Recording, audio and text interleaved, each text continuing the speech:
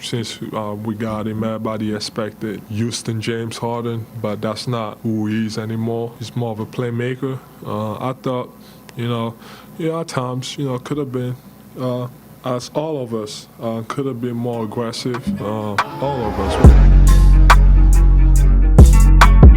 Harden said he wants to stay. He doesn't have a player option. So,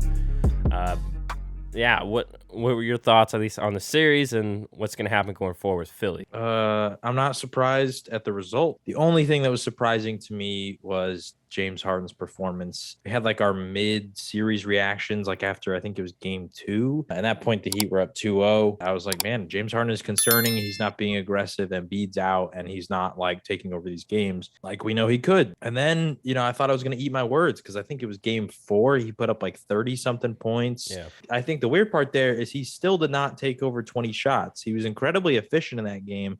But since he has gone to Philly, he has not had a single game in which he's taken over 20 shot attempts. In the regular season, that's whatever. But in the playoffs, when you're supposed to be the second best player on the team, that, you should be taking a lot more shots. Some of these other lesser guys are going to be taking them than you.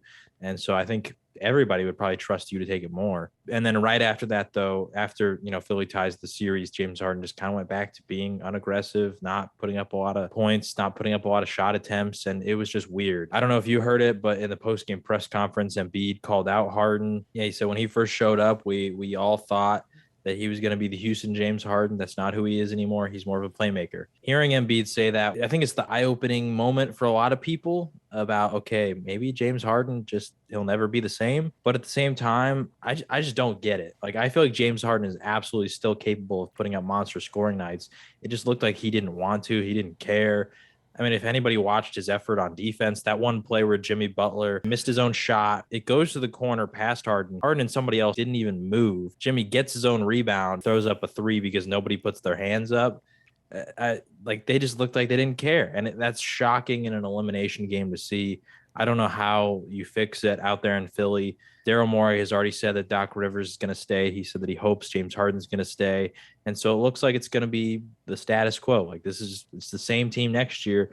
Maybe you get more chemistry and you hope you can fix it. But I don't know how you fix what's out there in Philly. And I'm starting to feel pretty bad for Joel Embiid. For a long time there, I had no sympathy for him because they had a very talented team and they couldn't get it done. But mismanagement from the front office of letting Jimmy Butler walk. You trade all your assets and your bench depth for James Harden. Now he's not working out.